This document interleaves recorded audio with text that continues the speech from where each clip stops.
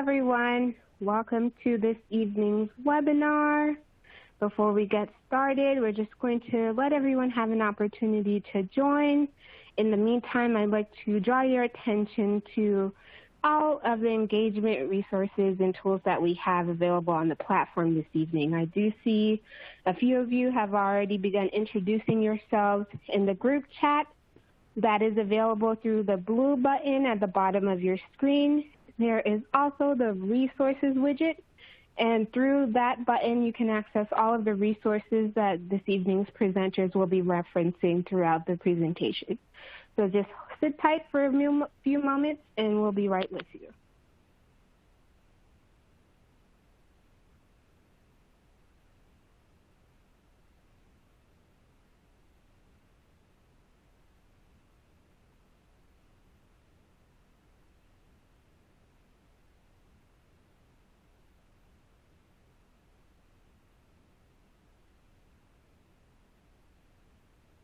Thank you for joining us this evening to Reading, Learning, Growing, Creative Ideas to Build Knowledge and Support Literacy Across Subjects.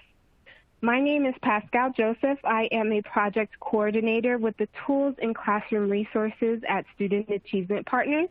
I'd like to introduce this evening's presenters. First, we have Zachary Chan, a kindergarten teacher with Irving Dual Language Academy in San Antonio. Tori Filler, ELA and Literacy Specialist with the Professional Learning Team here at Student Achievement Partners. Claire Rivero, Digital Strategy Manager with Student Achievement Partners.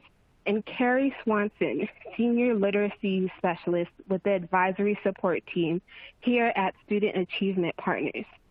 Before we get started, we just want to know how many webinars have you attended? This could be your first one, or this could even be your 20th one. Let us know on this poll response sheet right here on your screen.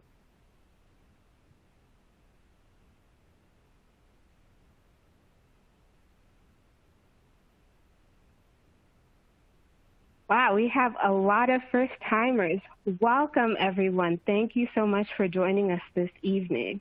I just want to remind you, especially for our first-timers, please make sure if you have not done so already to join our network.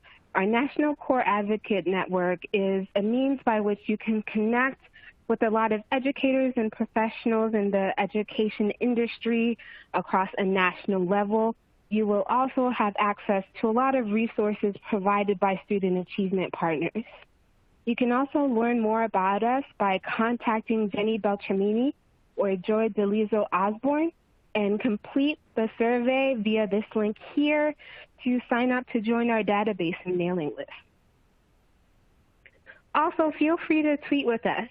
Feel free to tweet during or even after the webinar using hashtag #CoreAdvocates with the Twitter handle @AchieveTheCore, @JennyBeltro, or even tweet one of our presenters this evening, Carrie Swanson, @CarrieS.Swanson. Before we get started, I just want to remind everyone about how you can engage with us during this webinar. The purple Q&A widget that's at the bottom of your screen are questions just for the presenters, or if you're having any technical difficulties, please feel free to reach out if you need any assistance. The green button is for accessing all of the resources that will be discussed throughout this evening's presentation. There is a blue group chat button. You are welcome to engage with one another via the group chat button. Introduce yourselves. Let us know where you're from. This button will also be used throughout the presentation as we prompt everyone some different creative thinking questions. Without any further ado, I'd like to introduce you to Carrie Swanson and Tori Filler. Thanks so much, Pascal, and welcome everyone. We're so thrilled that you are here today. I'm Tori Filler. I'm a literacy specialist on the professional learning team here at Student Achievement Partners, and I'm also here with Carrie. Hi, everyone. Great. We are first really curious as we we are first really curious as we start our time together today for you to use the chat to just tell us why you're here today. Why did you attend this webinar? And why does building knowledge matter to you in your work? So we'd love to get a poll from you all by entering your notes into the chat. Why are you here today?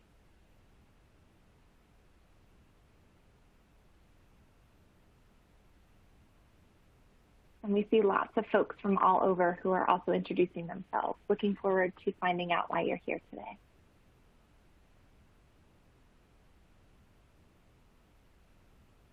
Great.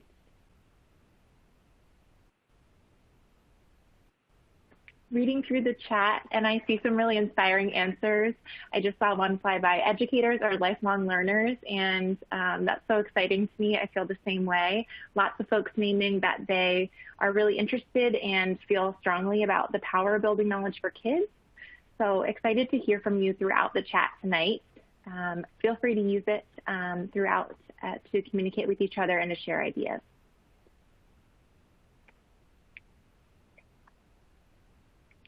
So we want to take a moment right now to acknowledge that at the time of this recording on June 3rd, 2020, there are many things on our collective minds. And usually our webinar content stands alone and can be used or accessed at other times. So we want to frame this particular moment thinking about what we all have been going through as educators. So we know those of you who are teachers have either just finished or you're actually in the midst of teaching via some form of distance learning during a global pandemic. We also know communities across the country are processing and protesting and reacting to the recent murders of Ahmaud Arbery, Breonna Taylor, and George Floyd, among countless other Black people who have gone named and unnamed in our country's long history of systemic racism. And we know many people are feeling angry. Many of us have heavy hearts. Yeah. And we know that as we think about our time together here today and this topic that you are all interested in engaging around building knowledge for students, we know and want to acknowledge that historically the choices that we make as educators about which knowledge to prioritize in classrooms and whose voices get amplified and what stories get told have reinforced systems that benefit some students and oppress other students, that benefit white children and oppress Black children and students of color. So as we are engaging today, part of our thinking about building knowledge is about creating space for all students to learn about themselves, about their communities, to see their pieces of their identity reflected in the text that they get to read in school in positive and affirming ways. And we also at the same time are thinking about how to ensure that all of our students are exposed to learning about identities and experiences that are really different from their own. So representation matters, and learning about the experiences of others matters too.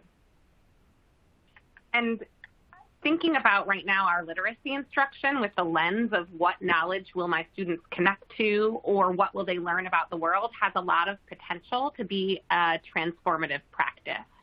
So we want to acknowledge that and know that when we create environments where students are regularly engaging in the practice of building knowledge about the world around them, we're actually helping them with building the muscles that they need to be informed change makers in their communities, to be the seekers of knowledge, not just in school, but in life, and to be empathetic community members. Great. So on this webinar, as many of you are thinking about ways to engage your students about what's happening around us either now or when you get back to school next year, we want to start a conversation and we really want to learn from you too. So we know we don't have all the answers, but we hope that today we can share some ideas, we can get some conversations flowing. And so we invite you to engage openly with us and with the other participants on the line in the chat. If you see an opportunity that we've missed or you have feedback or you want to challenge an idea, please use the chat to do that tonight. And really thank you so much for being here and engaging in this learning. With that, we really want to ground ourselves in some of the things that we're going to be speaking about today and thinking about together. One of the big goals of this webinar is really just to understand, unpack, and sink our teeth into the rationale for knowledge building, some of which we started to talk about just now. We also want to identify some concrete ways to build knowledge. So tonight we're really going to dig into tech sets, utilizing immersive units, and using podcasts in the classroom. And you'll also have the opportunity to hear about one educator's experience building knowledge in his classroom. So let's start off just thinking about our why, or why building knowledge at all, why it's an important part of Student Achievement Partners' work. I actually am going to start off right now by doing something that I know many of you have been doing throughout the past few months, which is working from home with my child in the room. So I'm going to introduce you to Zoe. Say hi. Hi. And Zoe, can you tell them your age and grade? I'm 9 and my grade is 3rd. Finishing up 3rd grade with mommy and daddy right now. I actually have learned a ton about the importance of knowledge building from my own daughter over the past few years. So just wanted to share a few insights by just asking her a couple of questions, and I promise you the answers are real. Zoe, we've talked about your pre-K experience back when we lived in New York City and how you would come home really excited to tell us about the stuff that you were learning. Do you remember an example of some of the stuff you were learning back then? Yes, I remember one example. One example I remember learning is about the solar system. We made planets out of paper mache and then painted them and then learned about the solar system and how it works. Yeah, I remember that, and I also remember when we moved and you were in a new preschool and I asked you what you were learning about and you said they don't do that anymore. Do you remember? Yeah, and we only learned a few things that were like learning about stuff, different stuff. Yeah, you were talking about like you learned the alphabet and you guys read books, right? Now, since Zoe has been at her school, she's been at the same school now from kindergarten through 3rd grade. And I noticed, Zoe, when you are super excited about the stuff you're learning in the classroom, because it happens like every day for a couple of months, you come home and you want to tell me about it. What is that stuff? Some of the stuff is the thing called PLTW, Project Lead the Way. And what I do in that Project Lead the Way is I learn about the forces in motion and how sound travels. Yeah. And we make cool gadgets to test those. Yeah. So there's a grant-funded science program at Zoe's school, and I always know when her class is in the middle of the couple of months where they're learning because she comes home and she's just so excited to tell me about it. And now since we've been learning at home, you've gotten to sort of pick some topics, right, and decide to learn about them. What are some of the examples of topics you decided you wanted to learn more about? Some of the examples of topics I've decided to learn about are the history of Legos, Megan Rapinoe, and Ruth Bader Ginsburg. Yeah, that's great. That's absolutely right. So I have learned a lot from you, Zoe, and I hope the educators on the line are learning too. So thank you. I'm going to let you exit. And so many great. I loved hearing about the things that Zoe is excited to be learning during this time. I think it connects.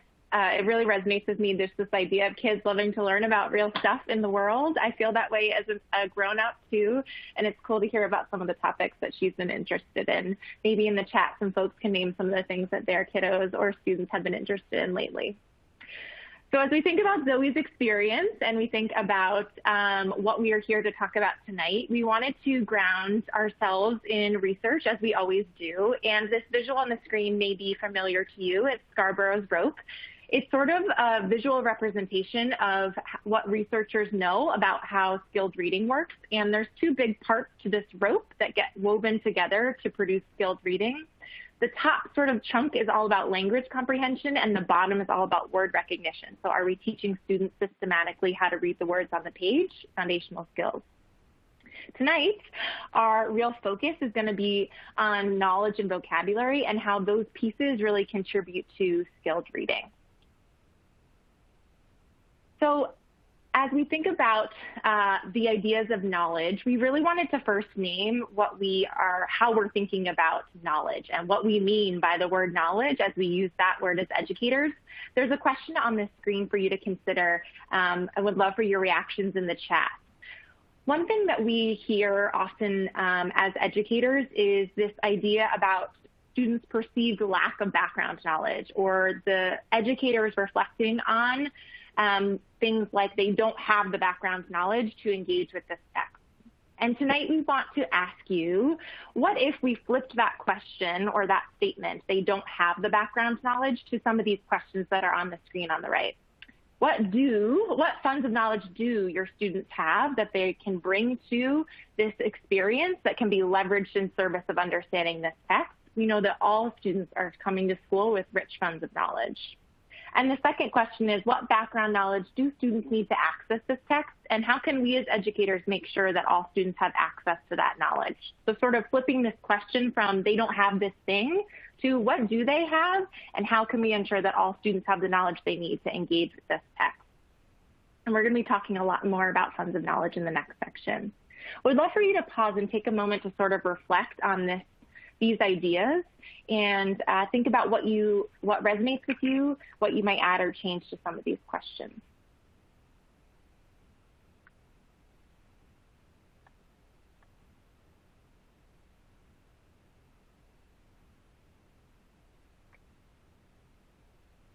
I see a lot of folks commenting on Zoe's. They loved hearing from Zoe, Carrie, so thanks so much for allowing her to be on today.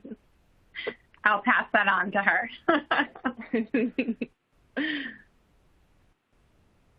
Great. Thank you so much for the folks in the field who are sharing sort of that they are in the process of trying to flip their mindset around not what students are not bringing, but what students are bringing, and how we can think about what we're doing as educators to ensure that all students get what they need to engage with great text. Keep those reflections coming, and please continue to share your thinking with us and with your colleagues that are on the line. So we know that knowledge plays a role. You're here tonight because you know that knowledge plays a role in reading comprehension, and no one really disputes this idea. This is something that we talk about. But something that is disputed, I think, and that people talk about is sort of how big of a role does knowledge play in the ideas of skilled reading. And so tonight we wanted to show you an example of how this played out for one student. We're going to take a look at how this student's writing changed, connected to a topic. So we're going to take a look at a sort of before and after, and Carrie's going to talk us through that. Thanks, Tori. So on the screen, you actually have a open-ended writing prompt that this third grade student was asked to complete. The question was simply, what do you know about endangered animals? So again, leveraging only the child's background knowledge. You can see a transcription of what the child wrote in blue. So I'm going to give you a second to pause and read that.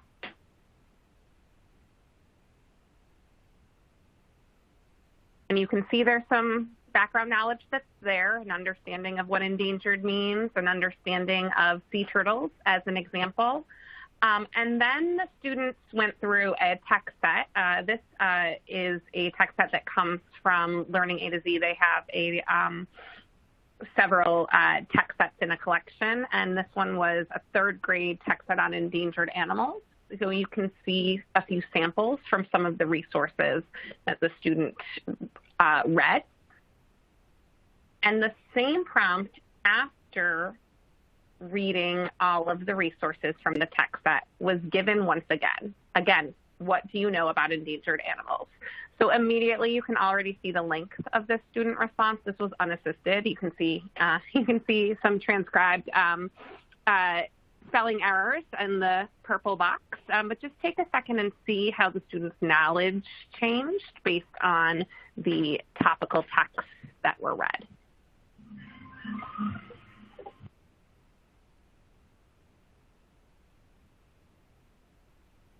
And as you are reading through, thinking about the before and after, take a second to notice in the chat, what do you notice about the after writing, and what do you wonder?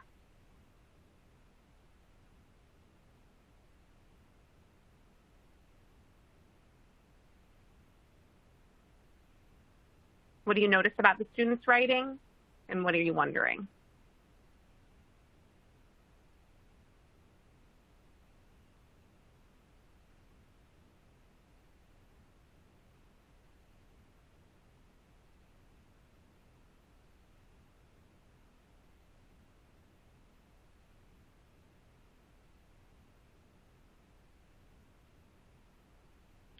Lots of noticing popping up. I see some attention. Some folks are calling out the vocabulary and wondering whether that came from the text, some tier 3 language, some domain-specific language. Yeah, I also am noticing, so there's noticings about the length and sort of increased engagement that must have come from that. And I'm seeing some literary content popping up from your responses. So someone said that there are more details that support the main idea.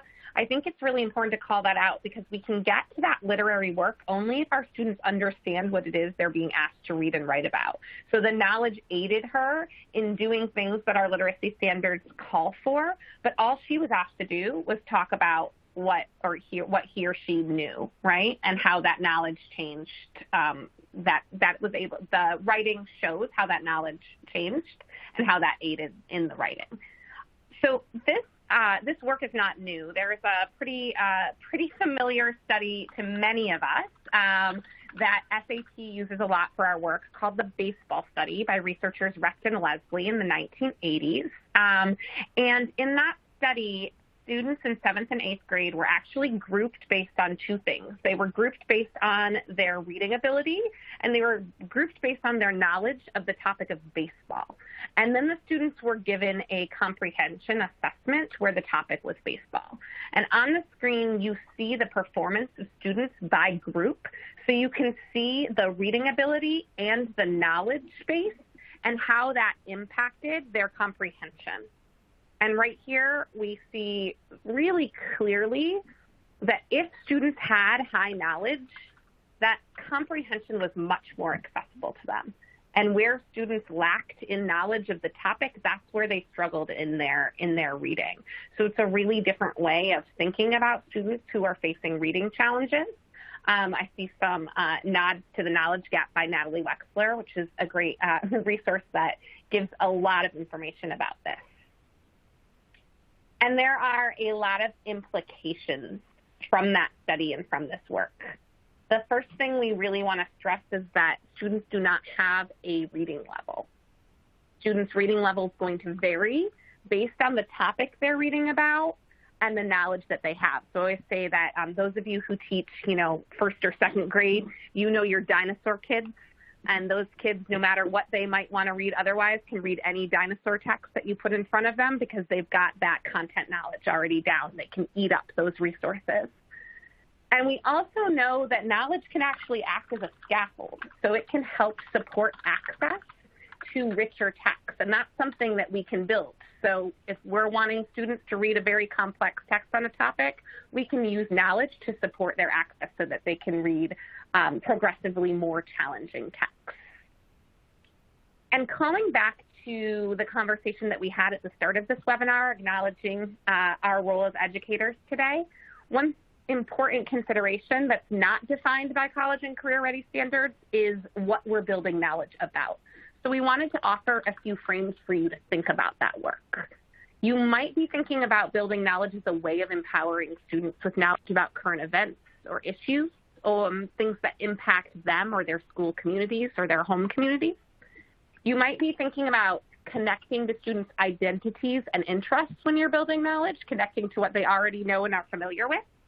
You might be thinking about connecting to your core curriculum and the anchor text that you're reading. And hopefully some of you have excellent knowledge building curriculums that already do this work. Our hope is that curriculum providers will do this work for and with us.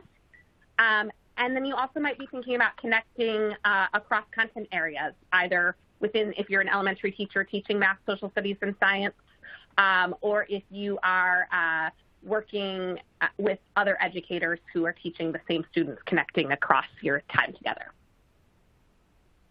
Great. So many options for knowledge building. And it's so interesting. I see lots of folks reflecting in the group chat about this idea of, if I had looked at this writing piece, maybe I would have just thought, oh, this student is a quote unquote better writer. But so many folks are calling out that actually this knowledge made the impact about what the writing that we saw. Super interesting. And I see a lot of great reflections in the chat. As we move to our next section of learning and thinking together, we're going to start talking a little bit about text sets, which is the which are multiple resources on one topic. So think about a couple of texts on a topic, something like what we saw with the writing example. We'd love to poll the group about whether you all have used text sets in your classroom before. So go ahead and take a moment to click your response on the screen. What is a text set again? You don't use text sets yet in your classroom or in the classrooms that you support. Sometimes you've used text sets or you use them consistently in your work. Would love to get a gauge of the room.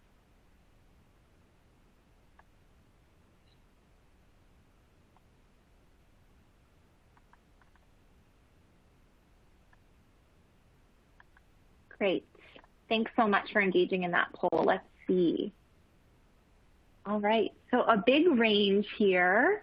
We have some folks who are using text sets consistently, have maybe dabbled a little bit in text sets or not using text sets yet. And I saw a lot of comments in the chat about just looking for text set resources. Always great to come and learn about some new great resources at a webinar. So we want to point your attention to a resource that has lots of embedded resources for you. It's in your resource widget, and it's called The Power of Text Sets. It's a 2-pager, and this really explains what a text set is, as well as some places that you can get text sets. One thing that we wanted to highlight about why this is such a powerful strategy to use in classrooms is what we know about vocabulary growth when we read multiple texts on a topic. So research tells us that we can grow as much as 4 times, I'll say it one more time, 4 times the vocabulary when we read multiple texts on a topic. So instead of bouncing around, one day I'm reading a book about bees and the next day I'm reading a book about the ocean, we're thinking about reading multiple texts on a topic and that we can see enhanced vocabulary growth, and there's no reason not to exploit this research finding in the classroom to our students' benefit. So you can open up this resource if you'd like to follow along with us, The Power of Text Sets from the resource widget, and we're going to talk about a couple of the key ideas that are in this resource. So as many of you know who are using text sets out there, and we'd love for you to drop in your advice in the chat if you are already using text sets. Basically what a text set is a really intentionally grouped set of resources. So this is multiple resources around a tight topic. So a topic could be something like honeybees or the Harlem Renaissance. It could be life on Mars. We're talking about a topic and not a collection of resources like a theme. So we're not looking for multiple texts on friendships or resources on perseverance. Those aren't tight enough to be considered a topically connected text set. So you have this topic, and really what a text set is pulling multiple resources around this topic. But those resources could be lots of different things. They could be fiction text, nonfiction text, poetry. They could be blog posts, maps, photographs, art, primary source documents. You're going to hear about podcasts later. Really anything that's going to help a student build knowledge about the topic that you've selected. And you can use text sets in lots of different ways. There's some ideas in the resource for you to peruse, but you can think about using these in small group settings, whole group settings, or independently. And the best text sets are ordered so that the easiest resources come first and that you build up to more challenging text. So you're using that knowledge to read more challenging text as you grow knowledge over time, thinking about that baseball study that knowledge can actually really support students to reading more complex text.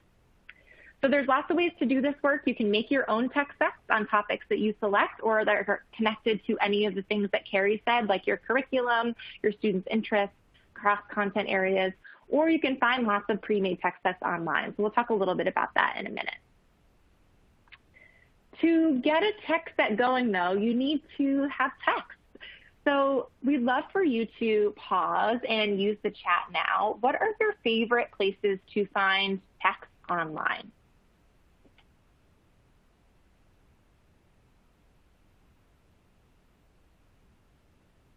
I see some folks already talking.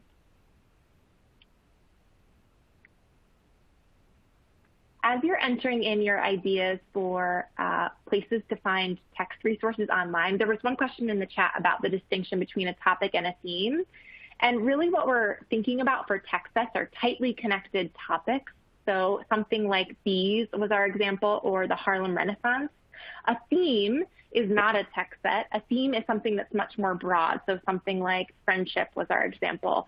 You could have multiple topics within that theme of friendship, and the best text sets are ones that are more tightly focused on a topic. Oh my gosh, so many amazing resources in the chat. Lots of you, one that I just saw fly by that we don't have on our list is Facing History on Ourselves. So wanted to call that one out. We want to flood your screen now with a couple of ideas. Many of these are listed either on that two-pager that you already opened up, or there's another resource in your resource tab called Free Text Online. Lots of places. Some of these you may know about, others you may be new to you. We wanted to call out that the ones on the left-hand side have pre-made text sets for you. So places like Common Lit, Newsela, ReadWorks, and Teaching Tolerance have groups of text about a topic already that you can just take and use to build knowledge with your students. They also have resources that you could pull into text sets that you want to make on your own. All the stuff on the right-hand side, all of those great resources are places where you could find text or resources to pull into a topic that you are selecting. And just one quick note, grade level text for all students is essential. We know that high quality, really rich grade level text is important for every single student in our care. We also know that for text sets, we're talking about pulling text from all over, and that it's not essential that every single text that goes into a text set is a rich trade book or of publishable quality. Our goal here is building knowledge, so we're pulling resources from lots of places like you see on the screen that are tightly connected to a topic, and we're thinking about those resources as having the goal of knowledge building. Great. Keep those ideas coming in the chat. We'd love to highlight some examples of text sets, and one of the places to find text that we wanted to highlight tonight is Teaching Tolerance. If you haven't been on Teaching Tolerance before, it is an amazing place to go to find anti-bias education resources. So it's a project from the Southern Poverty Law Center. It has so many things. Carrie and I feel like, are always finding ourselves going there to find new things. They have things like lesson plans and text for students, but they also have lots of professional development resources. So check it out if you haven't been. An example of a text set that we have used before, the best way really to think about text sets is, one of the best ways to think about text sets is by pairing a text set or a group of resources for knowledge building alongside an anchor text that you're using in your classroom. So that's that rich grade level text that you're using with kiddos. So one example of an anchor text that is really common across middle schools, it's frequently taught, it's a very powerful text, is The Hate U Give. If you're unfamiliar with this text, it centers around a young Black girl who experiences the tragic murder of a childhood best friend at the hands of the police. And this is a powerful, rich text for that could be used as an anchor text. When we think about pairing this with a topically connected text set, we wanted to highlight some resources that go along with the topic of this text that we found on Teaching Tolerance. So here's a couple of resources that we pulled that could be pulled into a text set about this topic. And don't forget, text sets don't have to just be text. So we also think about pulling in artwork. This is a Jacob Lawrence painting, Confrontation at the Bridge. And you also might be pulling in things like infographics. This is a police shootings database from the Washington Post. So this intentional text set approach supports the kind of ideas that we've been talking about, knowledge building and also knowledge to support students being change makers. And it also may help you as an educator consider ways to engage students around important social justice issues. Great. So we know that this approach can work with fiction text as well. So just wanted to highlight here an example with the book The Lightning Thief. So if your curriculum uses a strong trade book, you might be able to utilize this approach, and a lot of high quality instructional materials use something like this already. So if you know The Lightning Thief, it actually is a story that centers around some stories from Greek mythology. If you already know about Poseidon, if you know about Zeus, you're going to have kind of a clearer time accessing the content. And so that's where topically connected text sets about Greek mythology can really aid you as an educator. You can think about ways to bring in art, to bring in field trips or virtual field trips if that's the need right now, and even other resources. We're flexible as we're thinking about what text is, so video or multimedia resources can also be useful here. Another resource that kind of shows a similar example is this actually comes from a curriculum called Match Fish Tank, and Match Fish Tank is a free open source curriculum online. They have literacy and mathematics units. This is a unit centered around the play, A Raisin in the Sun, which if you aren't familiar with the story, you know that you would need to know just that it follows the story of an African-American family living in the south side of Chicago in the 1950s. It also draws upon the poem by Langston Hughes, Harlem. And so Match's resources use both the anchor text and other topically connected texts to build knowledge of the time period and build knowledge of the poem that the play draws from as well. So lots of great ways that you can think about doing this work yourself or with the help of a supportive curriculum.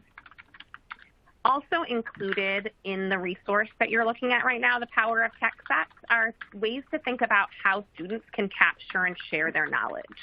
So the beautiful thing about literacy is that speaking and listening and writing and reading are all intertwined. And so now we can really think about what students are speaking and writing and talking about. So we want to think about ways to help our students capture and share their knowledge. You might have students keeping a journal. It might look like the resource that we've shared, or it might just look like a classroom journal where they're sharing what they learned from a text and how it relates to the topic under study. Or you might have them really thinking about vocabulary words that they're learning and how that contributes to the knowledge base. I saw a lot of references to vocabulary earlier when we were talking about what you saw from the student work on endangered animals. And this is a tool that might aid students in developing topic-based vocabulary over time. Great. So we're now going to hand the microphone over. Oh, I'm sorry. Go ahead, Tori. There was a great question in the chat just about using text sets before the anchor text or when you use them. And I think that's a really, just before we hand it off for this amazing piece from Zach, you can use a text set in lots of different ways depending on what anchor text you're thinking about. So if knowledge demands are really high in a text, you might decide to use a text set before you engage with the anchor text, if that's going to be supportive of students and help them to access that anchor text. You might decide to use it along with, as you're reading the anchor text in small groups to build knowledge. You might decide to use it afterwards to extend on that knowledge that's been built by the anchor text. I would really consider what the knowledge demands of that text that you want, the anchor text that you want to use, but lots of different ways. Thanks, Tori. And I'm going to now hand the microphone over to Zachary Chan. I have learned a great deal from the work that Zach and his colleagues in San Antonio have been doing, in particular supporting English learners and dual language and the dual language model for instruction. And I am excited to get to hear more from him and for you to get a sneak peek into his classroom. So go for it, Zach. Hi, everybody. Thank you, Tori, and thank you, Carrie. My name is Zachary Chan, and I'm here to talk to you about Immersive Units. We want to give a quick introduction about me and about my students because I'm a firm believer that you don't learn from somebody you have no context with. So we like to say context is king, and that context really matters. So just a brief introduction about me. I've been teaching for 9 years, mostly kinder. You'll see in this presentation, most of the examples I give is from kindergarten, but I think a lot of the touch points that we're going to share with you can be scalable for pre-K or scale up to upper grade levels as well. I work in a dual language classroom in which we have students from many different linguistic backgrounds, and knowledge and language building is a huge component of our program, and is a huge passion of mine. If you see on the picture on the right there, it's from me when I worked in South America. I was a teacher there for 2 years, which was a huge challenge because I was a language learner myself, not knowing Spanish, and I really gained the appreciation of what it really takes to have a good teacher and help you learn a new language and new vocabulary. That being said, building funds of knowledge is essential for my students. We have students who come into our classroom not speaking a word of English, and we also have students who come into the classroom not speaking a word of Spanish. And I think with a lot of us teachers, we attend a lot of trainings and we think, oh my goodness, how would this work for my struggling readers? How does this work for my lowest students? And when I think about how we can address those issues, I think about how we're building from the ground up. And what we have done and what we found a lot of success in is using immersive units. Really quickly, we're talking about immersive units by using those text sets that Carrie and Tori just introduced us to. The primary objective is to build knowledge, and this is can sometimes be against what we're told to do with our core curriculum.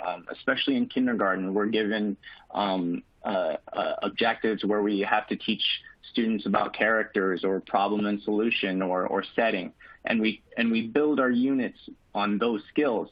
But what we found is that it's not as effective in building knowledge when we use as opposed to using immersive units, where we are building knowledge and giving those kids relevancy to their text, and therefore easier access to those skills like character traits and setting and problem solutions and so forth. I think Carrie would be very happy to hear that I would say that text is king, and you base your instruction on what you're reading with the students. It depends on how you want to plan these immersive units. Usually for me, they're 2 weeks long. In the busier times of year, it might be 1 week long instead, and it'll vary in scope and intensity. Those logistics aside, I'm going to be talking about 3 specific points when using immersive units, and some things that often go overlooked when you're building these immersive units, and that is using the anchor text to guide the instruction, and then using a character study to help build knowledge, and lastly, using multiple ways to teach vocabulary. First off, anchor text. We talked about text sets with Carrie and Tori. But I wanted to reiterate that your anchor text are going to be what you choose as a teacher, and it's based on relevancy. I have an example here about Frida Kahlo and her pets, and that was based on what we were learning at that time, and that was zoo animals. We had a field trip to the zoo planned, and I had created this text set, including some nonfiction texts about Frida Kahlo herself, about painting, about animals, and I would share all of these books with my students. You'll see there also a book from Reading A to Z, and I would share all these books with my students, and they would, based on their interest and what they like about the story, the anchor text, they would choose what they would like to dive deeper into. My students, for example, really loved that Frida Kahlo had spider monkeys, and we read that spider monkeys book with a little higher intensity than we would with the other supporting texts. The texts are organized by topic and not by reading level. We saw this earlier with Carrie and Tori, but excuse me. We have on the left some wide topics here that you can see: travel, space, health, and science. And what I would do with these books is I would take them and then make subsets, and those would be our text sets. And it's not a Pinterest-worthy text set, but it's simply a box of books that I have in the front of the classroom. I, of course, have the anchor text there, but we would have students find books. We have we go to the library once a week in our school district, and students would check out books. I would give them the challenge to see if they can find a text that would go well with our text set, and it gives them a little bit of ownership of what they're learning, as well as an opportunity for me to teach some compare and contrast, some categorization skills, because everybody wants to put their book in the book box, and we've created some interesting conversations about why a book would be in that book box or why it might not be in that book box. The picture that you're seeing on the left is a non-example. I would call that a rookie mistake by a teacher, and painstakingly leveling out all your books like that, and that's something that we want to avoid, and instead make our book boxes subsets and type topics.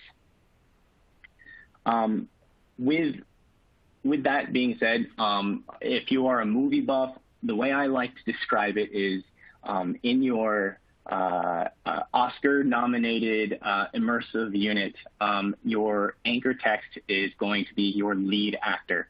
You're going to be reading that anchor text every day or almost every day during that immersive unit, and then and the rest of those texts are going to be your supporting actors. They might be in a scene on Monday, but on Tuesday you probably won't see them again. So in this example, I have the book Cats for Sale, or Se Venden Gorras in Spanish, and then I have a mix of fiction and nonfiction books of varying levels as well that will go well with that book. So anchor texts are your lead actor, and your supporting texts are just going to be your supporting actors. Now, I want to talk a little bit about characters. We had Carrie's daughter come in and talk to us, and one of the things that I am always a bit baffled as a teacher is that a lot of times my students wouldn't be able to tell me what they just learned or what we just did in class.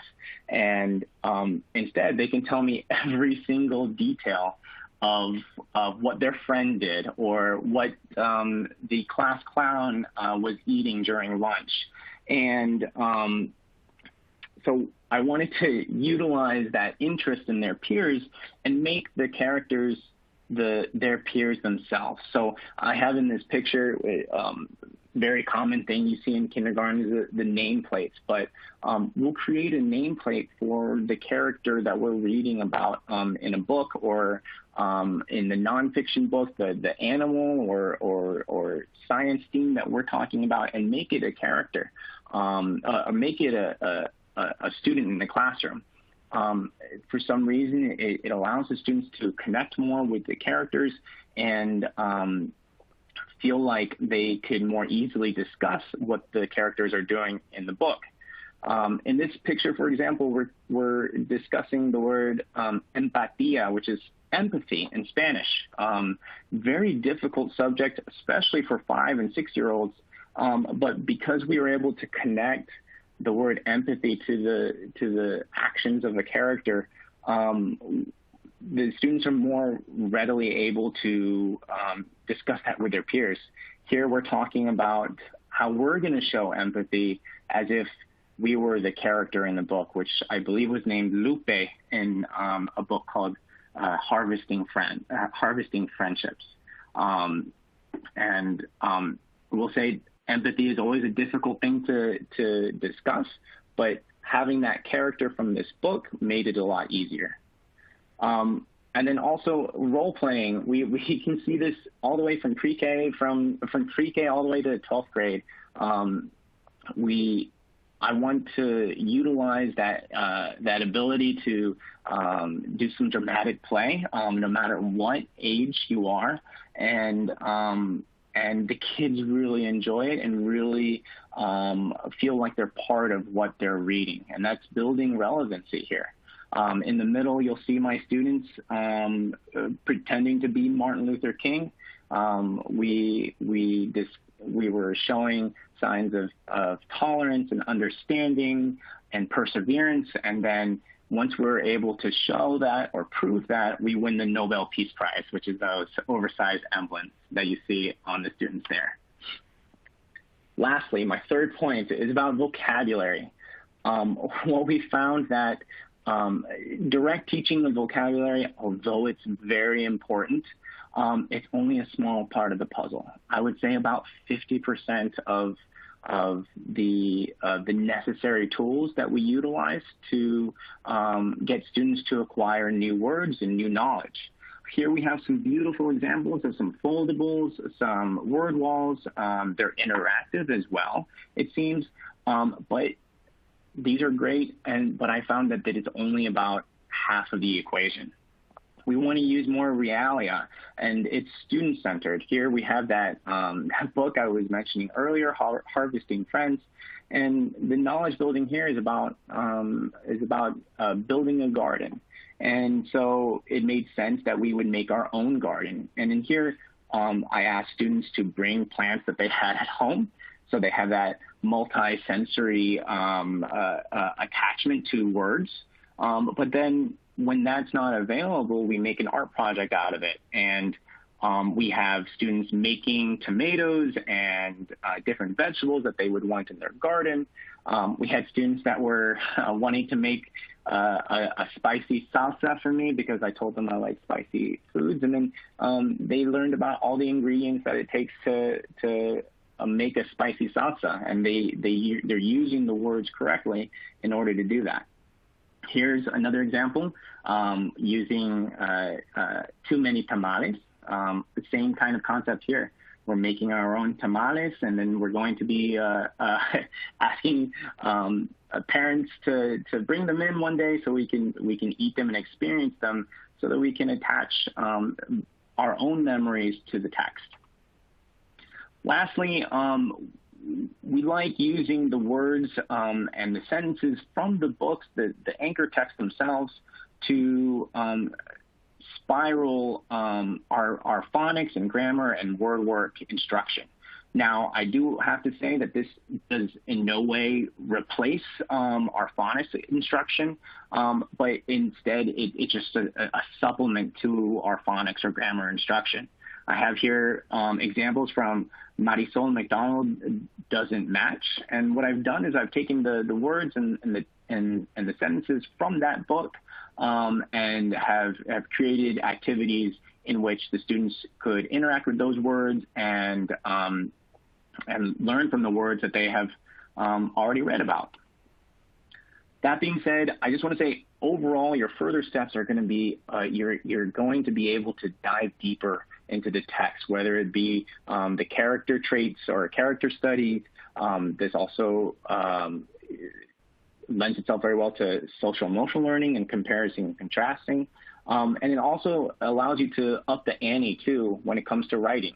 And that very first example we saw in the beginning of the presentation, I find myself I'm able to ask more from my students when it comes to adding details to their writing, or even adding more depth to their art projects, because they have that background knowledge and they feel like they've dived deeper into the text. They can dive deeper into their writing or their expressive art skills.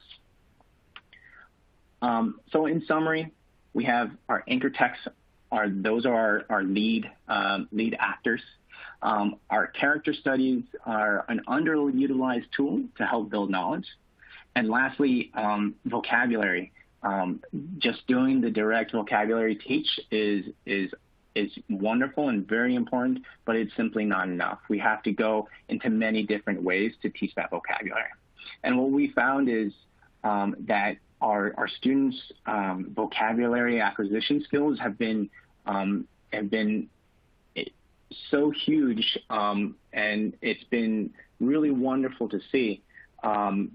We say dual language is a long-term game. You don't see students are reading and writing in Spanish and English in just 1 year, of course. You see it more in like year 4 or year 5.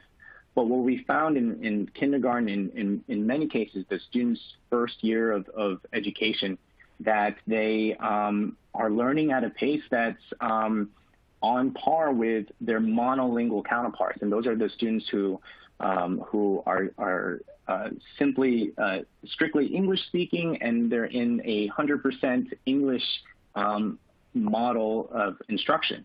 And they've been able to compare, and they're able to compete with those students and hold their own when it comes to language acquisition in both English and in Spanish, which is very great to see.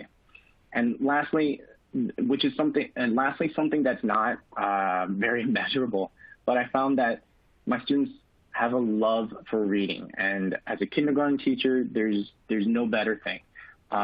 Even the lowest students, the students who are not reading, who are perhaps developmentally behind, they still love and get excited for the new books that we read.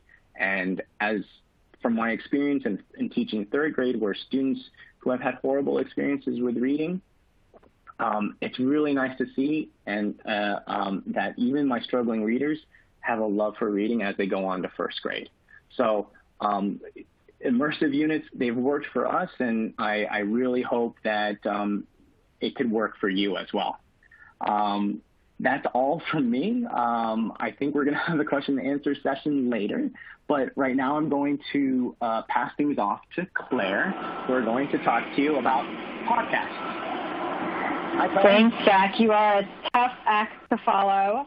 And so I want to mention, Jack said that we will do a Q&A at the end, and I think we're running up a bit on time, but I want to mention that we will be staying after 8 o'clock to answer a couple of questions. And if you need to leave at 8, you will have access to the recording, and you can go ahead and put your question in the Q&A right now, and we can get you an answer after the fact, because I want to be respectful of people's time.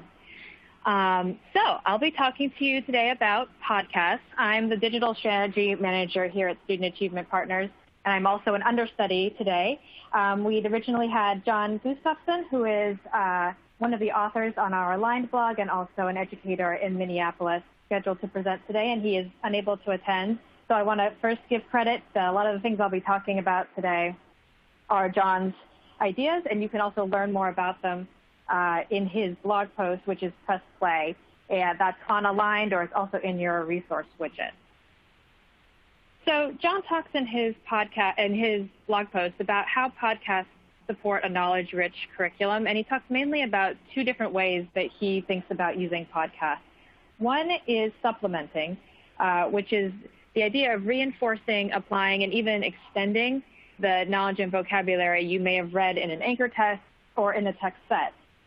And the other way is through scaffolding, and this is providing extra support and previewing a topic before it's studied or read about in an anchor text or in a text set.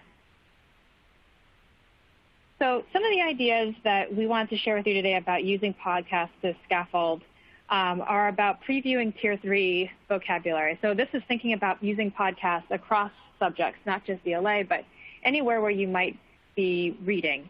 And podcasts can help you preview the Tier 3 vocabulary that will be necessary to comprehend the text, and it allows you to prioritize in classroom time to talk about Tier 2 vocabulary. And one of the ideas that might help facilitate that for students is if you are having them listen to the podcast first as a preview, that you create a short glossary or a list of words to listen for to help them focus in on those key words that will help them comprehend the text that you will be reading later, and again, create that space for more focus on Tier 2. And then it also helps you preview themes and concepts for greater comprehension later with subsequent texts. And podcasts are also a great way of you using them ahead of time as a scaffold to allow for extra processing time. And this is including in students' home language if they're learning English as a second language. And this can help prepare them for greater engagement in whole class discussion because they've had time to listen, reflect, think, process, and then if there's a text that you all are reading as a class through close reading or a text that you're engaging with as a class through discussion, they will feel better prepared to engage in that discussion. And lastly, this is a great way to provide extra fluency practice. So students who need extra practice with hearing text read aloud modeled words, modeled with their prosody and their pronunciation, podcasts can be a great way to provide that extra practice. So then the other way that John talked about using podcasts was to supplement. So they're great for reinforcing vocabulary and concepts that you've already talked about in a text and learned in a text. They also, he says that these are actually a great way that he finds to challenge his students. So podcasts, we're going to talk a little bit about the different podcasts that we recommend, but a lot of them are made not necessarily for children, not for students, but they are still great, especially for middle school and high school students. They're ready to engage with those topics, and they may introduce some above grade level vocabulary and content, but that will be accessible for students now through having leveraged some of the text-based knowledge and vocabulary that they've acquired through reading. So he feels like this is a great way to stretch students and challenge them. And then two things about writing. So one, you can have students write in response to a podcast. So you can craft questions just as you would to a traditional text or to a text set. But then they also provide a great alternative to traditional essay-style writing prompts. A lot of students feel that they don't like writing, they're not writers, and we've heard anecdotally that students who actually engage in creating podcast scripts themselves, so they may listen to a podcast, get familiar with the concept, and then write a podcast script themselves, actually enjoy that a lot more. They're able to process, reflect in the same way that you would in writing an essay, but this is a different way for them to share what they know. And then lastly, they're great for flexible learning. So you can use them for extra practice at home or remotely. And then there are also creative ways that you can use them in the classroom when you're in classrooms, again, with students in person. So one way a teacher mentioned is a walkabout, where students walk around the school grounds listening, and then they come together after they've all had a chance to listen independently, moving around to have the whole class discussion. So in the name of time, I'm not going to read these to you. They are all in your resource widget. So they're all in there independently, or there's a one-pager that has them broken out just like this by science, history, and general interest. And these are all great podcasts that we feel like can really help build knowledge, add a source of media to your Building Knowledge program. And we're running a little short on time, but if folks have podcasts that they recommend or they've used with students, we'd love to have you put those in the group chat. We will be sharing the group chat with everyone as a resource after we're done with tonight's webinar. So if people have recommendations, we would love to have those shared with the group. And that's all from me. So I think so we're over, but I think we are willing to stay for more questions. If people want to pop those questions in the Q&A, we'll try and answer a couple of those.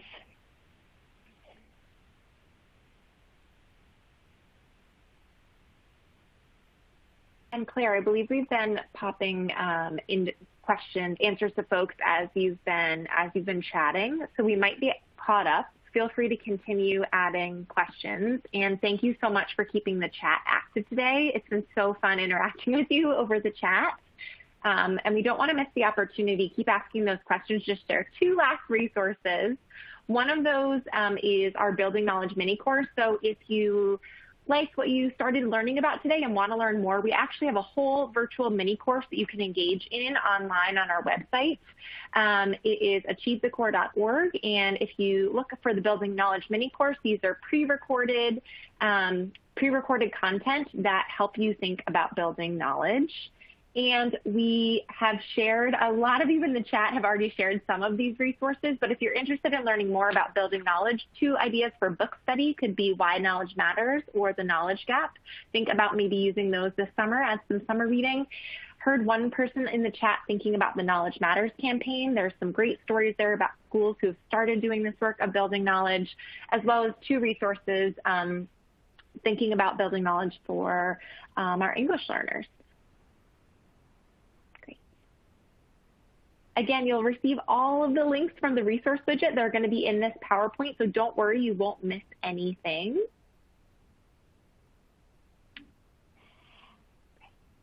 And I'll just jump in. We have one question. Great.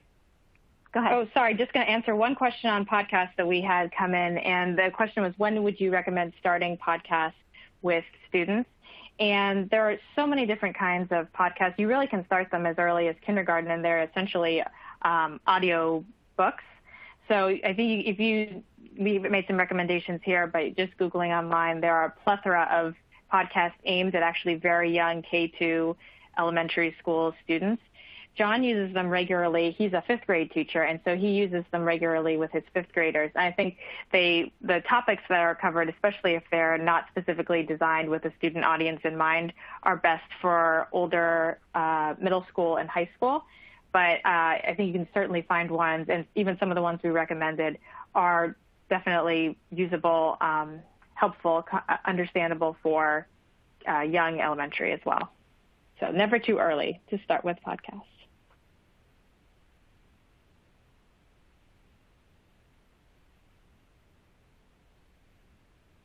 Okay, I think that is all. Thank you so much to our presenters, and especially thank you so much to our audience members who attended this evening. Just to repeat some of the information that I stated in the beginning of our webinar, please join our network.